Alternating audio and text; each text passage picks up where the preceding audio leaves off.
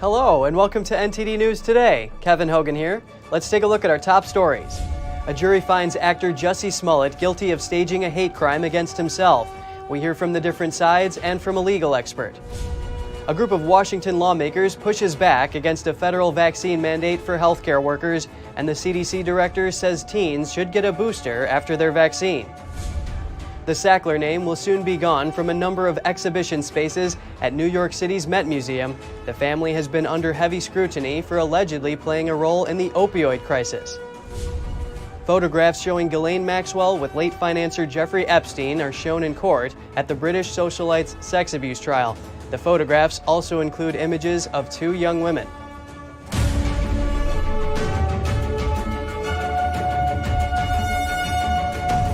The Senate passed a bill last night targeting the national debt. It follows debate and predictions that the U.S. could soon reach its debt limit.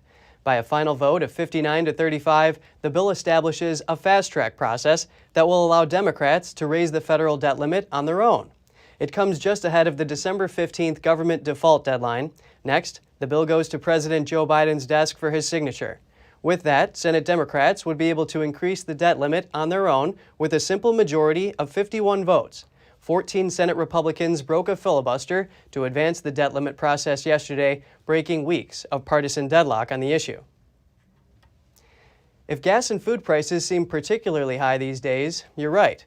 In fact, consumer prices in the U.S. have jumped to their highest levels in nearly 40 years. The Bureau of Labor Statistics reported that consumer price inflation rose by 6.8% in the year through November. That's without seasonal adjustments and a level not seen since June 1982. The report also says gas prices soared more than 58%, the biggest hike since 1980. And groceries cost 6.4% more over the same period, the largest increase since December 2008. Food prices at restaurants jumped nearly 6%, the highest jump since 1982. The big increases can be attributed to, in part, climbing housing costs, supply chain disruptions, and rising consumer demands due to the pandemic. President Biden responded to the new inflation report. He said price and cost increases have been slowing in the weeks since data was collected. Biden also said his Build Back Better plan, if it passes, can go a long way to fixing inflation. Former Empire actor Jussie Smollett has been found guilty of staging a hate crime against himself. Prosecutors say the hoax was the actor's bid to gain sympathy and to boost his career. NTD's Jessica Beatty reports. Actor Jussie Smollett was convicted Thursday of staging a racist, homophobic attack on himself and later lying to police about it. Special Prosecutor Dan Webb spoke to reporters outside court. That verdict was a resounding message by the jury that, in fact, Mr. Smollett did exactly what we said he did. The verdict comes nearly 3 years after Smollett told police two white Trump supporters beat him up, yelled slurs at him, and put a noose around him. But two brothers testified that Smollett recruited them to fake the attack, something Smollett denies. The brothers' attorney says they regret their role in it. My clients Ola and Bola Osundaro could not be more thrilled and pleased with the result today. We honor and respect the jury's outcome, but understand that there is a lot of healing that needs to happen. Smollett was found guilty of 5 of the 6 charges of disorderly conduct, 1 count for each time he was accused of lying to police. His defense attorney says the verdict is inconsistent and they're going to appeal. You cannot say Jussie's lying and Jussie's not lying for the same exact incidents. So we feel 100% confident that this case will be won on appeal. But legal analyst Emily Baker says she doesn't think the verdict is inconsistent. I think that because you have the counts being separated by different dates, that the jury could have reasonably found that on those first interactions with police, there was misleading, and then that last interaction with police either wasn't misleading or wasn't significantly misleading. Smollett faces up to 3 years in prison for each conviction. But Baker says she doesn't think he'll get a large sentence because Smollett's charges were of the lowest class of felonies. I think it's more likely he will do an amount of probation with some jail time, 90 days in that realm, unless the judge was really offended by his testimony and thought that he was lying to the court. And then, of course, it could be more. The judge said he'll schedule sentencing sometime after late January. Smollett's also still facing a civil suit from the city of Chicago. The city seeking to recover more than $130,000 in police overtime, utilized to investigate Smollett's claim of a hate crime. Jessica Beatty, NTD News. Over 150 Republican Congress members are opposing Biden's vaccine mandate for healthcare workers. The administration says the mandate, which is currently on pause, is meant to protect the health and safety of patients and facilities, but lawmakers are questioning its potential effect on hospitals that are already short-staffed. Representative Jeff Duncan asserted that the vaccine mandate for medical personnel could cost more lives than it would save. That's because it would cause staffing shortages, he says. Duncan is joined by over 150 of his Republican colleagues in pushing back against the measure. Last month, the Centers for Medicare and Medicaid Services, or CMS, announced that any facility that receives federal funding must require their employees to get vaccinated or fire them. CMS stopped enforcement after 2 courts blocked the mandate, but CMS says it's confident they will prevail in court. The CDC director compared evolving science on COVID-19 to the weather. Dr. Walensky alluded to this concept in explaining why guidance over the virus changes with time. So you can't say today you don't need an umbrella and think that that's going to be true for the next month, because you really do have to look at how the science changes, how the weather changes. She said the science was different in May for the Alpha variant from what it was in July for Delta. Walensky also said Omicron variant cases are mild so far, and she says the health agency is looking into whether the disease is more severe in a vaccinated or boosted individual. What we generally know is the more mutations a variant has, the higher level you need your immunity to be. And so since Omicron has a lot of them, we want to make sure we bolster everybody's immunity. And as Christmas approaches, Dr. Walensky says it's important to make sure holiday gatherings are safe. She recommends people get tested for COVID before gathering. Amtrak says it will likely have to reduce its service next year, due in part to vaccine mandates. That's according to the president of the passenger rail service. Stephen Gardner testified before a House committee Thursday. He said Amtrak will not have enough employees to run all of its trains before the vaccine mandate takes effect January 4th. He noted many engineers, conductors, and workers either retired or left the company during the pandemic, and that Amtrak has halted hiring due to the uncertainty around pandemic restrictions. The company is expected to update its service routes soon. Now we look at an overview of how vaccine mandates, meant to keep workplaces safe, are affecting firefighters. Earlier this week, over 100 firefighters in Los Angeles were placed on unpaid leave for failing to comply, and now a judge has denied their union a request to delay the mandate. And a ruling is expected today on a lawsuit in Chicago that accuses the city of failing to give firefighters due process over the vaccine mandate. Earlier, I spoke with one of the plaintiffs, Fire Chief Scott Trugstad. He's been on non-disciplinary unpaid leave for the last roughly 50 days. He tells us more about why he chose not to comply despite a great personal cost. There's a philosophic break here in that you have a government or even a private entity that believes that they can mandate that you take some type of medical treatment. We've been dealing with this COVID thing for the last close to 2 years now. Many of us have been sick with it, myself included. I treated it with the proper early treatment protocols and got through it pretty quickly. There were a lot of us that got sick. Some of us got really sick. I've got friends that are in the hospital right now. We had dealt with this thing the entire time. We used our PPE, we used our common sense, we used our ability to mitigate risk, which is what we do every day. And we're not accepting of the fact that our employer, the government, anybody can mandate a medical treatment. Okay, so we'll see what happens. Earlier last month, hundreds of Chicago firefighters changed course and complied by reporting their vaccine status. You haven't. Why is that?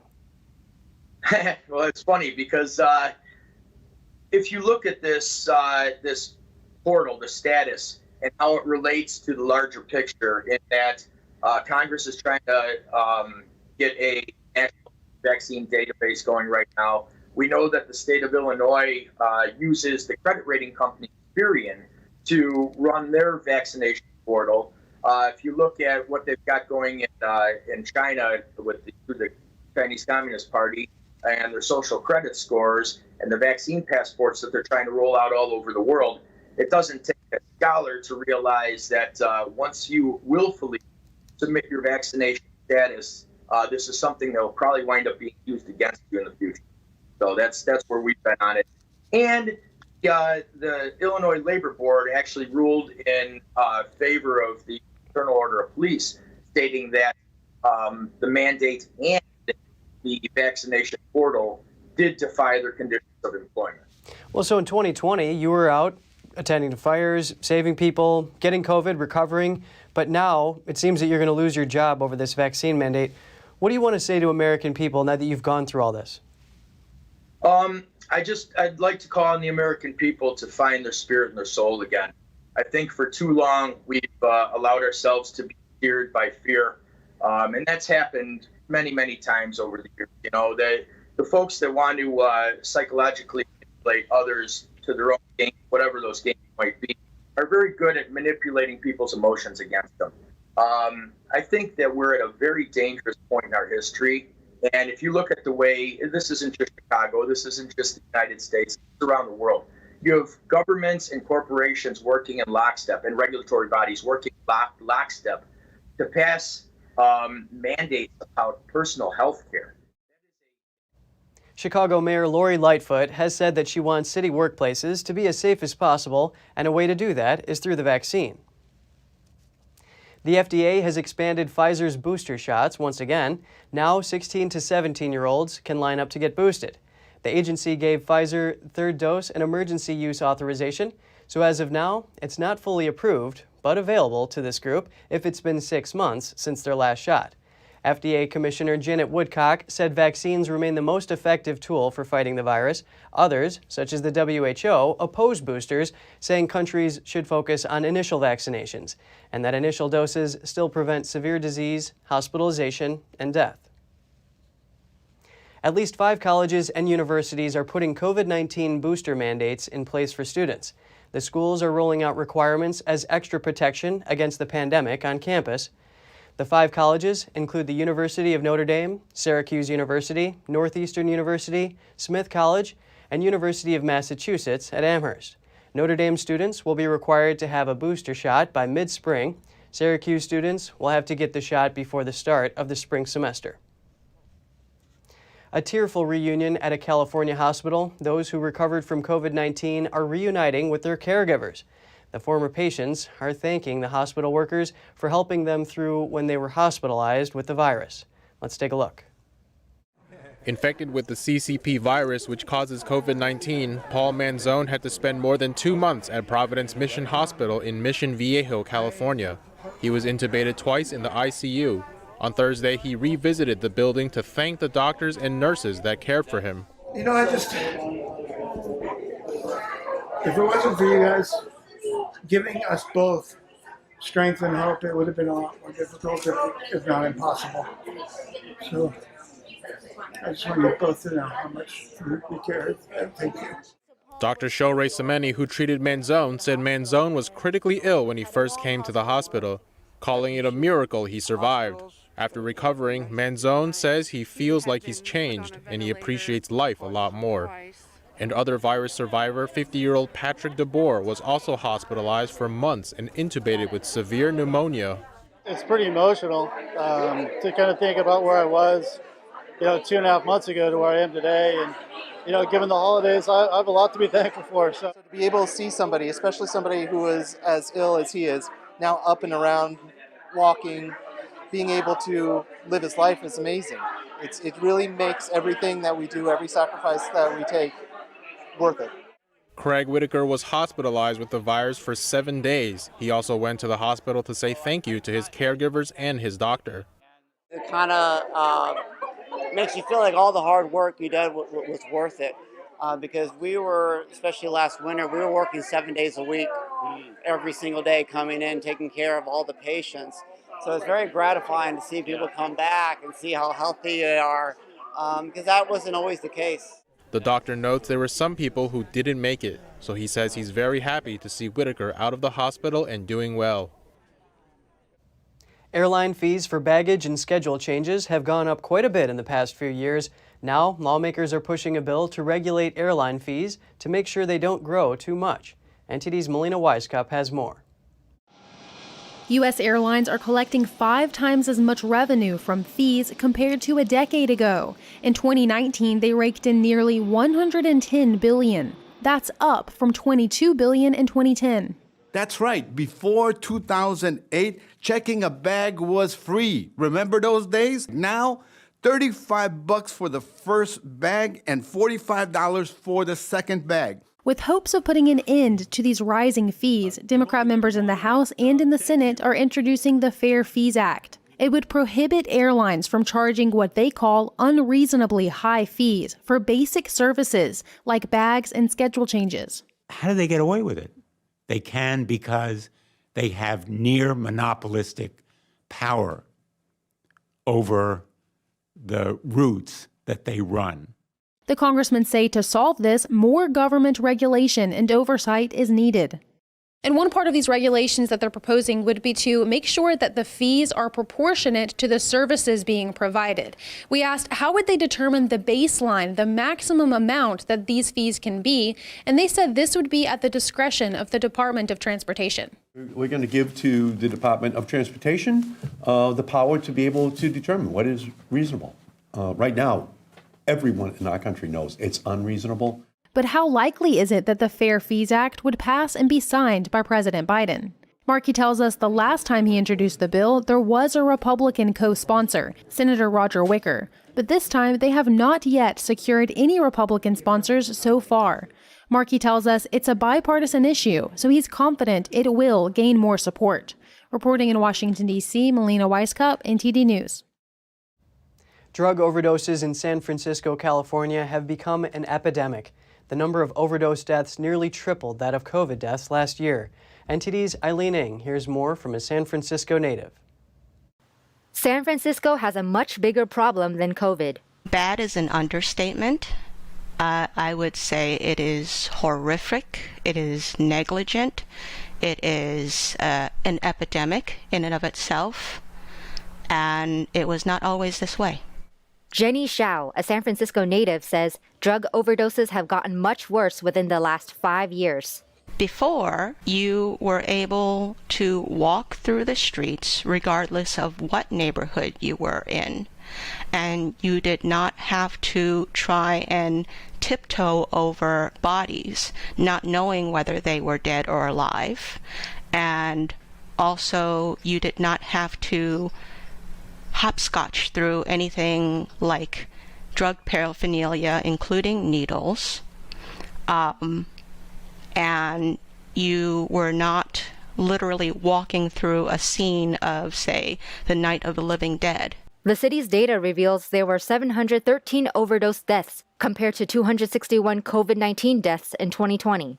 In July, San Francisco Mayor London Breed announced the city will invest $13.2 million to prevent drug overdose. Recently, city officials are pushing for safe injection sites as part of their overdose prevention program, which could start as soon as next spring. But according to Shao, that's like putting a Band-Aid on the problem and fast-tracking a way to self-destruction. The idea is sobriety, and that's the golden key. You do not want to be dependent on these drugs. And from what I understand of these harm reduction sites, as the city likes to call them, is that you are putting yourself at less risk of, say, overdose or harm. But nevertheless, you are still locked in that state of constantly abusing yourself and, so to speak, teetering on the border of death. Shao says the city needs to invest in more mental health programs. Eileen Ng, NTD News, California.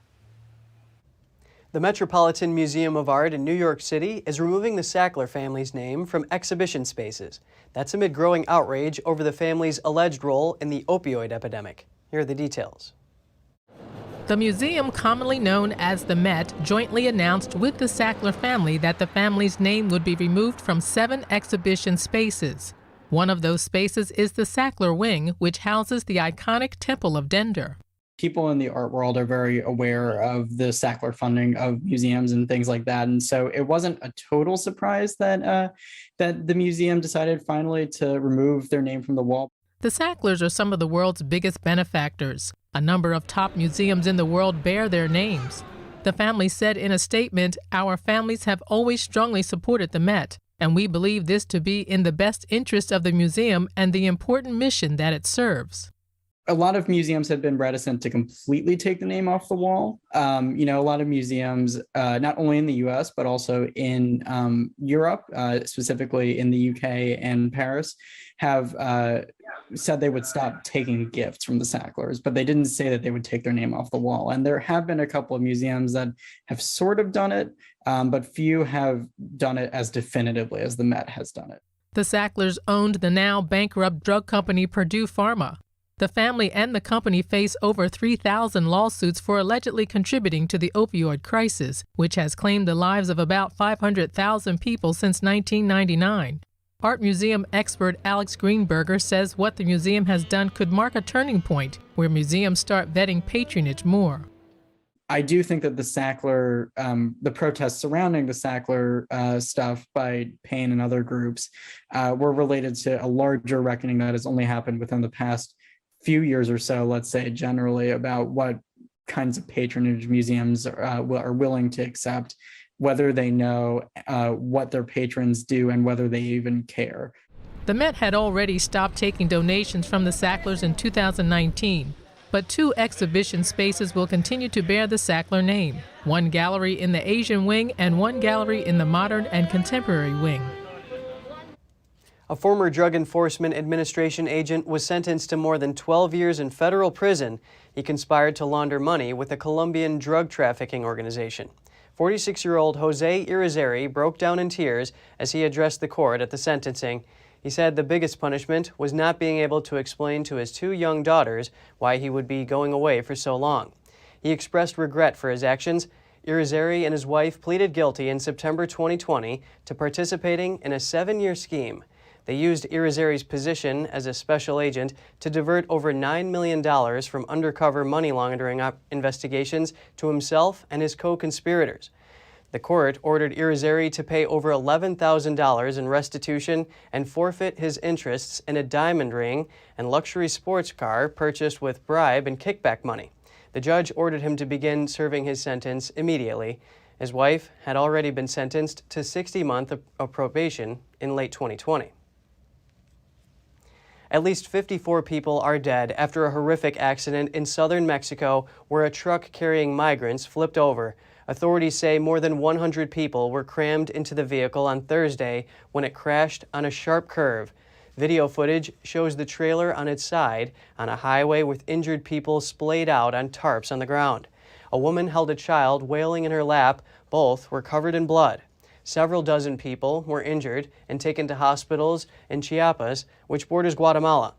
This is one of the worst accidents to befall migrants, risking their lives to reach the United States.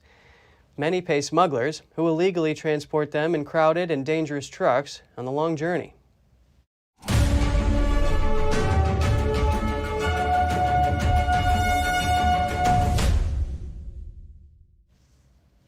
A terrifying incident at a Las Vegas airport this week. Police say a man drove a limo through fences at the McCarran International Airport, hoping to steal a jet and fly to Area 51.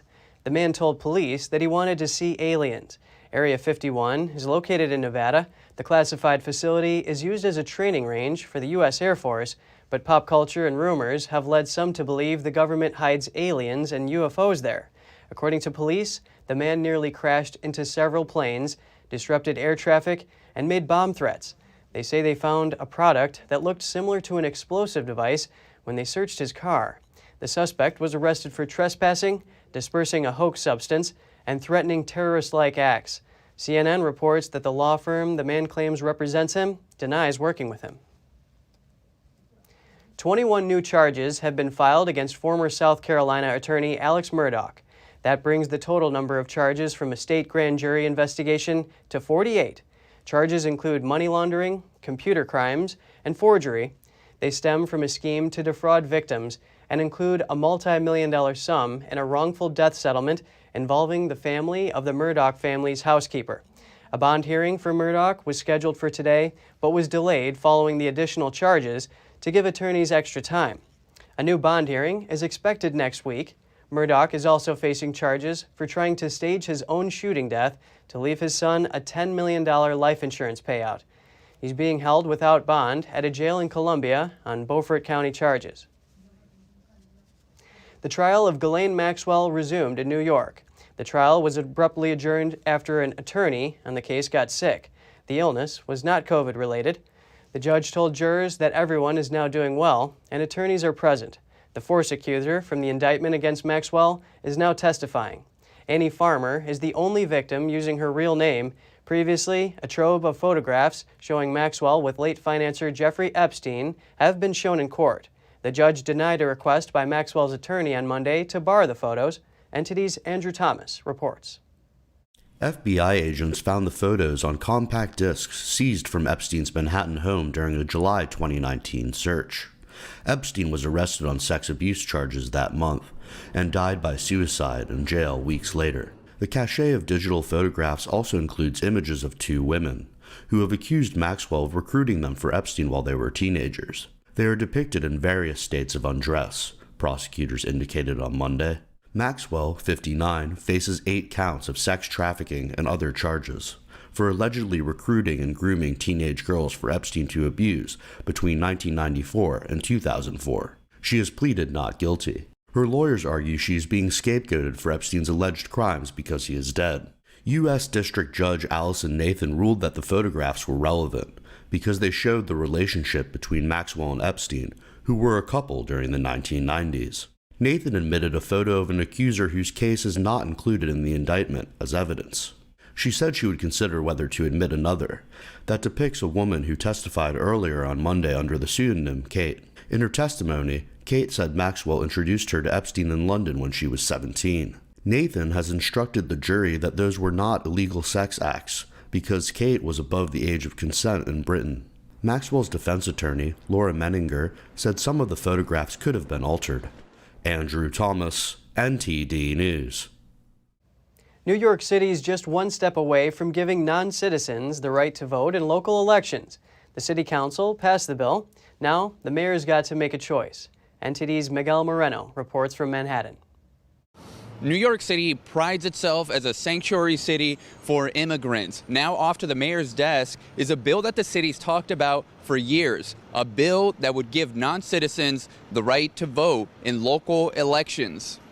Mayor Bill de Blasio, a self-described progressive, has his reservations. Ari, right now, I still have very mixed feelings about it. I've been honest about that. That hasn't changed a bit. I think there are still some outstanding legal questions about the city's authority versus the state's in this matter. But I respect the city council. According to several reports, de Blasio has confirmed that he won't veto the bill. The mayor, city council members, and other city officials may soon have hundreds of thousands of additional voters to win over. Democratic City Council member Idanis Rodriguez, architect of the bill, says 800,000 additional residents would be able to cast ballots. Only lawful permanent residents like green card holders and residents authorized to work would be able to vote if the mayor signs this bill into law. So proponents say these immigrants work and pay taxes but aren't allowed to vote, which in their view isn't right. But opponents say this bill devalues the voting rights citizens have by endowing non-citizens with that same right. Opponents also accuse Democrats of trying to expand their voter base by passing this bill. Miguel Moreno, NTD News, New York.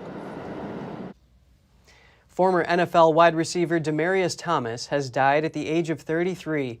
He earned 5 straight Pro Bowl appearances and a Super Bowl ring during a prolific career spent mostly with the Denver Broncos. Thomas was found dead in his suburban Atlanta home Thursday night. Police say their preliminary investigation shows his death is from a medical issue. Thomas last played in the NFL in 2019. He officially announced his retirement this past June. The Broncos took him with the number 22 overall pick in the 2010 NFL Draft. He teamed up with legendary quarterback Peyton Manning.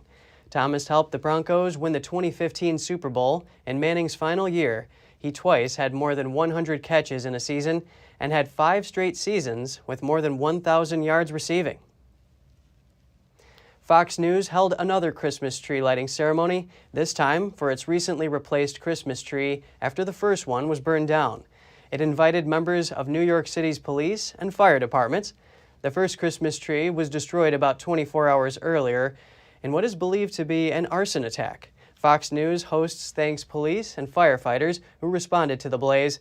A suspect was arrested but quickly released because of New York City's no bail policy. The 49-year-old homeless man told reporters he didn't do it. He faces misdemeanor charges that included criminal mischief, reckless endangerment, and criminal trespass. The tree is located outside of Fox News headquarters in New York City. Security for the news network say they saw the alleged arsonist climbing the tree after midnight. Investigators say the fire was set with a burning piece of cardboard. Coming up, transportation and supply chain problems hurt farmers across the U.S. West Coast, a major global supplier of specialty crops like walnuts. The man who claims to have invented Bitcoin wins a lawsuit against the estate of a former partner, but it's not the end of his legal troubles. All that and more here on NTD News.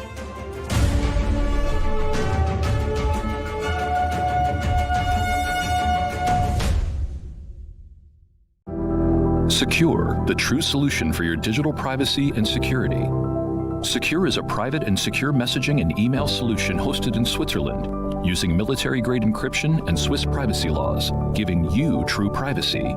Secure is 100% private and does not collect or sell any of your personal data. Secure's Helix technology connects you securely to our Swiss servers without the need of a VPN, guaranteeing privacy and security for all your communications. Secure Messenger doesn't require your phone number or any personal data that hackers target. Chat by Invites allows you to chat privately and securely with anyone outside of your secure network without the need for others to download Secure. Secure Send offers you a private and secure way to email anyone outside of Secure. You won't find this level of privacy or security on any other email or instant messaging application. Visit secure.com. Regain and protect your privacy today. Hello, I'm Mike Lindell, the CEO of MyPillow. Cancel culture has not only affected myself and MyPillow, but millions of you out there. My employees and I want to personally thank each and every one of you for all of your support. At MyPillow, we not only have pillows, but we have hundreds of products, including my new slippers, bathrobes, sleepwear, and my new beds. We're offering the best gifts ever for the best prices ever.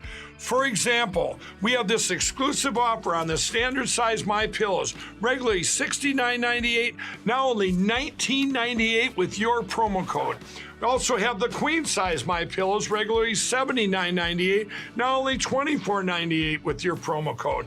And we have the king size, regularly $89.98, now only $29.98 with your promo code. So go to mypillow.com now and use the promo code on your screen or call the 1-800 number below to receive this exclusive offer.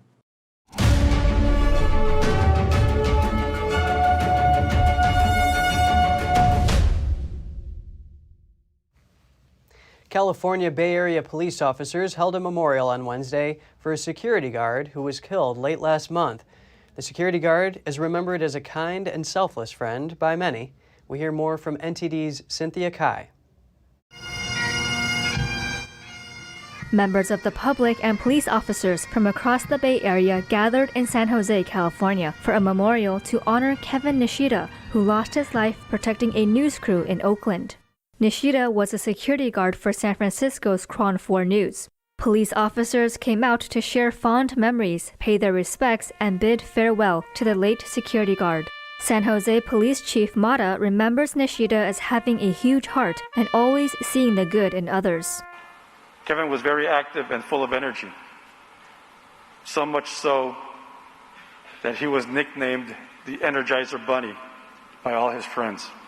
Colma City Police Commander Lum says Nishida was a hard-working officer and always full of energy. I thank God he allowed us to cross paths. Like a majority of our police departments, I know heaven is short-staffed and in need of more guardian angels. God always seems to pick the best. Nishida was hit by a bullet while protecting a KRON 4 news crew in Oakland on November 24th. He was taken to the hospital where he passed away 3 days later. He is survived by his wife, 2 children, and 3 grandchildren. I'd just like to say that, he did something that he cared about, something that meant a lot to him. Obviously, family meant a lot to him, community meant a lot to him, and serving meant a lot to him, and I think that's what we should be focusing on today. Nishida began his law enforcement career in 1993. He served as an officer for the Oakland Housing Authority, San Jose, Hayward, and Colma police departments. He served as a Cron Ford security guard after retiring from law enforcement. Oakland police are offering a $38,500 reward for any information leading to arrests in the shooting. Cynthia Kai, NTD News, California.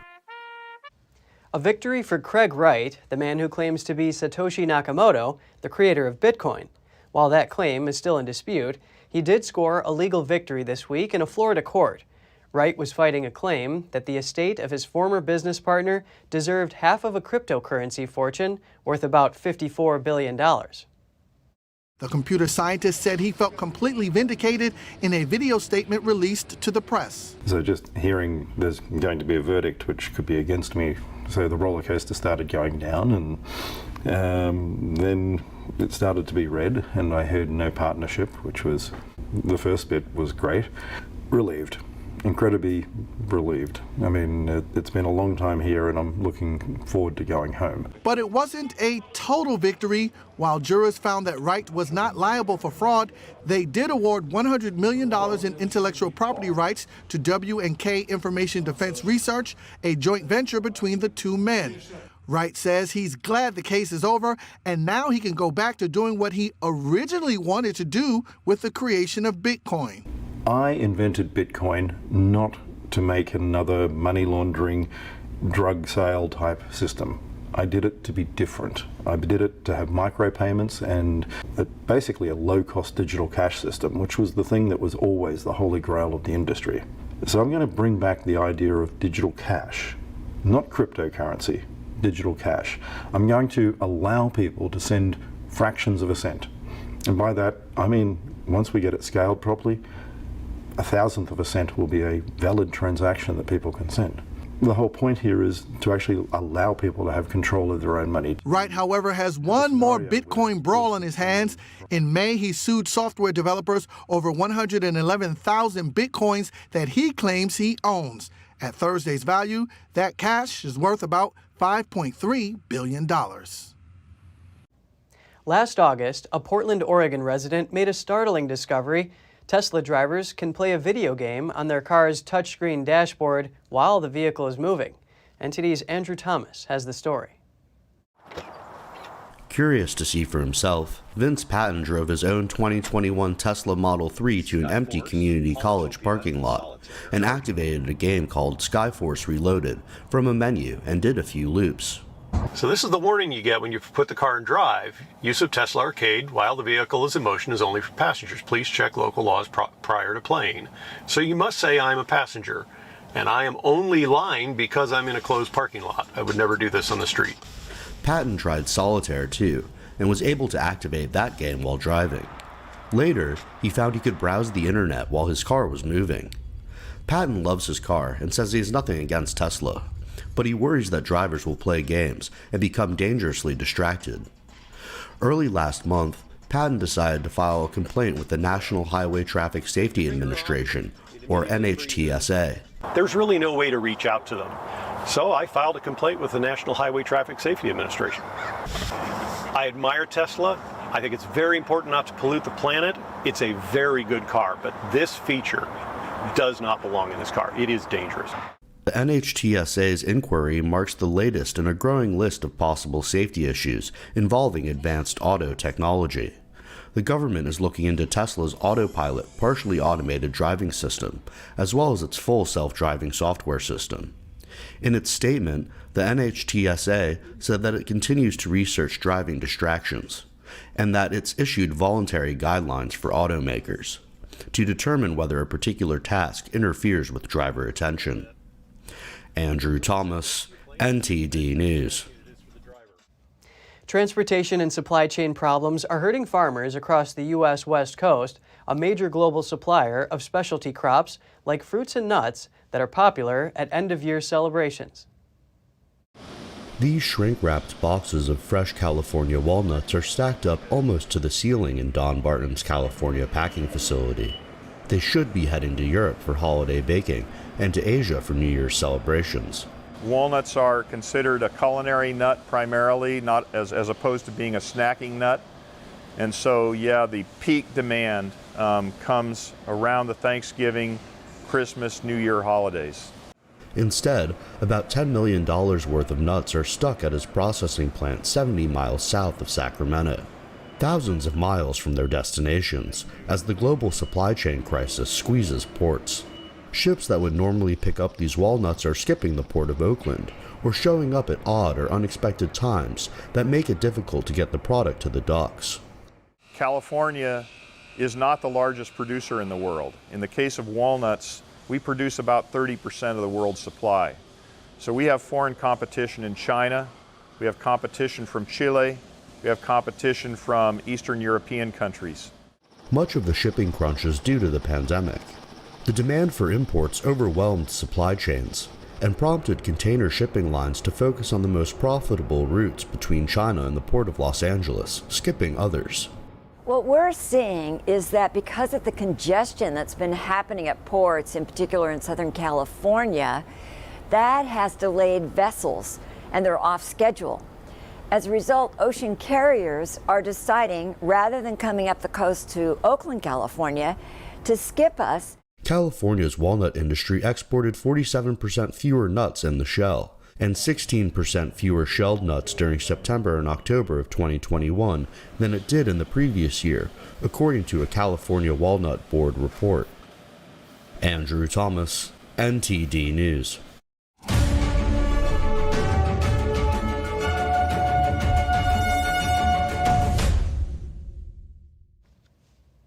Democratic Senator Ed Markey tells NTD the U.S. has a responsibility not just as the economic and military leader, but as the moral leader of the world to shine a spotlight on human rights violations.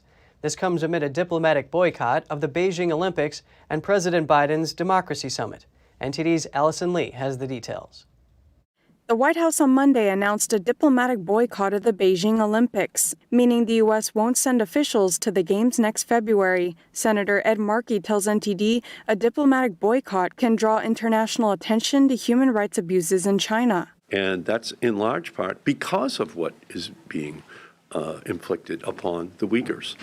It's a statement about American human rights and how important it is for us to have our voice be heard and to shine a spotlight on what the Chinese are doing through our diplomatic boycott. The whole world then pays more attention to what is happening to these oppressed people.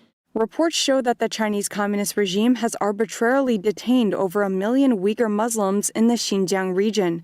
Detainees say they experience forced labor, forced sterilization, and systematic abuse. A number of clothing brands this year have cut cotton supply from Xinjiang over concerns of forced labor. The senator explains what he thinks the U.S. can do. It would be to really ensure that there is accountability, that we're taking note of the exploitation of Uyghur workers, and that we're not going to be willing conspirators in this effort to in any way oppress the Uyghurs. And we're just going to separate ourselves from anything that the Chinese are doing in terms of the products which are created. We don't need them being sold, and we won't allow them to be sold to American consumers. The senator says it's important for the U.S. to shine a spotlight on every human rights violation, whether it be religious persecution, forced labor, or forced organ harvesting, all of which are taking place in communist China. Allison Lee, NTD News. The United Nations Human Rights Office is finalizing its report on the situation in China's Xinjiang region. It looks at allegations of unlawful detention, mistreatment, and forced labor. We have, of course, similarly identified patterns of arbitrary detention and ill treatment in institutions, coercive labor practices, and an erosion of social and cultural rights in general. And we reiterate the need for an independent and comprehensive assessment of the human rights situation in Xinjiang. The Office of the UN High Commissioner for Human Rights says it hopes to publish its report in the coming weeks. It also says there was no progress in talks with Chinese officials regarding the High Commissioner's request to visit the region. This is after an earlier report from the London-based Uyghur Tribunal. That investigation says the Chinese regime is guilty of genocide against Uyghurs and other ethnic minorities in Xinjiang. The report also concludes that Chinese leader Xi Jinping bears primary responsibility. Colville says those findings are deeply disturbing and are still being analyzed. There was no immediate reaction from the Chinese Communist regime. Just ahead, we take a look at Kazakhstan's bird hunting tradition, but the birds are the hunters, not the hunted. And the Netherlands National Museum plans to restretch Rembrandt's iconic painting, The Night Watch, to rid the work of deformations likely caused by climate conditions in the gallery. Stay tuned to find out more.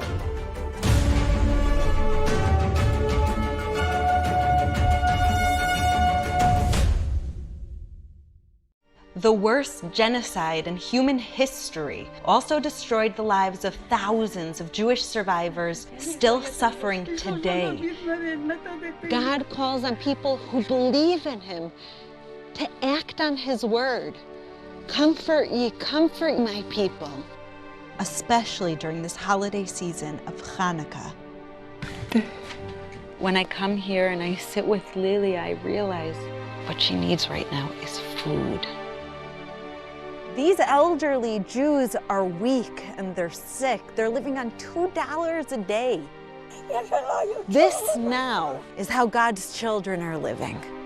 Take this time to send a survival food box to these forgotten Jews. The International Fellowship of Christians and Jews urgently need your gift of $25 now to help provide one survival food box with all of the essentials they critically need for their diet for 1 month. Your special holiday gift will provide everything they need to celebrate the miracle of Hanukkah.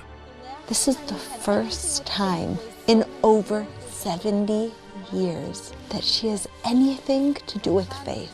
The communists came and wiped it out. Your grandparents? And now we're coming to her and we're saying, it's okay to have faith. It's okay to light the Hanukkah candles. For just $25, you can help supply the essential foods they desperately need for 1 month. For over 35 years, this trusted ministry has given Christians like me a way to tangibly bless Jewish people who are in need throughout the world. God tells us to take care of them, to feed the hungry. And I pray Holocaust survivors will be given the basic needs that they so desperately pray for to survive.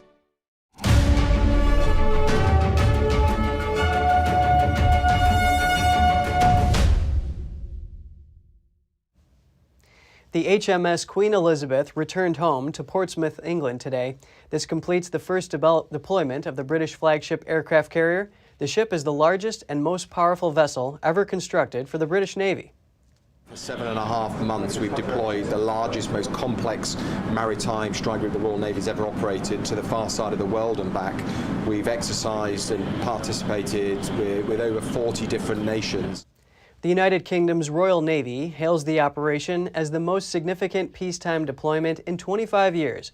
The HMS Queen Elizabeth led the Royal Navy's Carrier Strike Group 21, a force containing 9 ships, a submarine, and 5 air squadrons. Over 3,000 Marines, sailors, and aviators from the UK, the United States, and the Netherlands took part in the voyage. The carrier group covered 500,000 nautical miles during its mission to the Indo-Pacific region. The U.S. Brigadier General Simon Doran says the operation was of great significance to the Western world. Kazakhstan is a country just south of Russia, and while its snow-covered landscape is far from the West, just like in Africa, the eagle is a national symbol. NTD's Arian Pastar has more on the country's bird hunting tradition. Over 80 birds gathered at an annual contest near a small village. But don't get it mixed up. The birds are the hunters, not the hunted. At the competition, both people and birds showed off their fox and rabbit hunting skills. It is more like an art than hunting. You can get much more game with a gun. And a golden eagle, you have to train it all the time, take care of it, and look for good hunting places. And the eagles do snag a good number of catches. With this golden eagle, we caught 8 foxes last year. No, 9 foxes. She caught 8 herself, and the other one, how did it happen? My brother let his eagle fly, but I did not see it. And when I saw a fox and let my golden eagle fly, both birds caught the same fox. As part of the discipline, owners called their golden eagles back to land on their arms, demonstrating mastership and trust. The event was held by a non-governmental foundation which aims to preserve the ancient tradition of bird hunting. The foundation's executing director says that nowadays young people aren't very interested in learning how to train hunting birds or take care of them. But she added that the art is still being passed from generation to generation with hunters' families. It is our ancestors' tradition. They, hunters, keep this art alive. I do not know who else does. Young people do it for fun sometimes, but stop fast. Those who have been hunting for 10 or 20 years, their ancestors practice this art. Children and grandchildren now keep it on. Another bird hunter explained that, to him, the local tradition means holding on to his people's identity. He called it a life instinct. A letter written by the author Charles Dickens to a prominent acquaintance is going to auction next week. In the letter, Dickens writes about a dinner held in his honor that a good friend had been persuaded not to go to, much to his dismay. NTD's Neil Woodrow has the story. A letter by Charles Dickens dated the 6th of December 1858 is set to go up for auction at Christie's in London. This is a really splendid letter because it brings together Charles Dickens and one of the other great Victorian men of the age, Sir Joseph Paxton. Paxton is the man who built the Crystal Palace, most famously, but he was also a gardener, he was a local MP, he was an architect, he did so many different things. Christie's expert says this letter is a cut above other Dickens letters. And it brings them together around the theme of Christmas, which is, of course, nice, especially because of the Christmas Carol, Charles Dickens' most famous work. Around this time, 163 years ago, Charles Dickens was in Coventry to give a reading of the Christmas Carol for a local charity. But his friend Paxton had been disinvited from the dinner that Dickens was attending. And so he's writing in rather kind of colourful terms to express his frustration about why things have gone wrong, and paints a rather colourful picture of the local businessman who seems to have made a mess of the whole thing, a man called Whitton, who he calls blunder-headed Whitton. In the letter, Dickens recounts his evening at the dinner and gives a frank assessment of the organiser Whitton.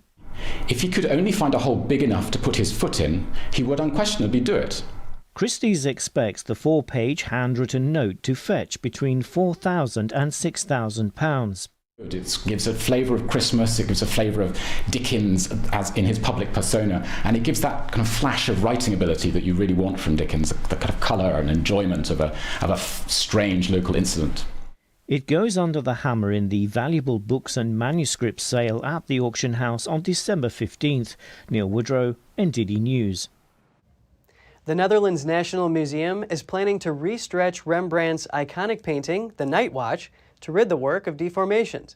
The artwork will be removed from its wooden stretcher next month. NTD's Andrew Thomas has the details. Conservators at the Rijksmuseum will attempt to reduce the deformations of The Night Watch by Rembrandt. The canvas will be removed from its wooden stretcher next month and placed on a new one to remove them. We strongly feel that the wooden stretcher is contributing to the problem because a wooden stretcher actually reacts differently to the canvas. It will then be put onto a new strainer, a non-reactive material. The oil on canvas painting depicts an Amsterdam civil militia and shows off Rembrandt's renowned use of light and composition to create a dynamic scene filled with characters. In the macro XRF iron map here on the right, the feathers are clearly visible, while on the painting they are not visible. Well, it gives us the feeling we can peek over Rembrandt's shoulder while he was working on the Night Watch. Once the painting has been restretched, the museum will decide on whether further restoration work is needed. The announcement came after intense scrutiny of the painting, using high-tech imaging technology, including scans that revealed a preparatory sketch of the work underneath the paint. Most important was the discovery of a type of arsenic-containing pigment that is not commonly associated with Rembrandt's palette. He used it in the impasto-rich area of the embroidery of van Ruitenburg's buff coat and his sleeves. The museum said the ripples were likely caused by climate conditions in the gallery, where it hung during the rebuilding work on its landmark home in Amsterdam. The painting has undergone many restorations over its lifetime. The museum said that much of the painting remains in excellent condition, while some areas need work. Andrew Thomas, NTD News. 4 adorable mountain lion cubs found under a picnic table near a Thousand Oaks, California office building. The National Park Service says its biologists assisted the California Department of Fish and Wildlife with the cubs. All 4 were female and appeared to be roughly 6 weeks old. They were thin, but in stable condition. National Park Service biologists fitted them with tracking collars and collected biological samples. They waited to see if their mother would return. When she did not, they took the cubs to a local veterinarian. Sadly, 2 of them died. The other 2 cubs were taken to a veterinary hospital for treatment. They will be housed at the Orange County Zoo for now until a permanent home can be found. Thanks for watching. At NTD, we're honored to be your source for the news. Catch us again tonight at 6:30 Eastern. In New York City, I'm Kevin Hogan.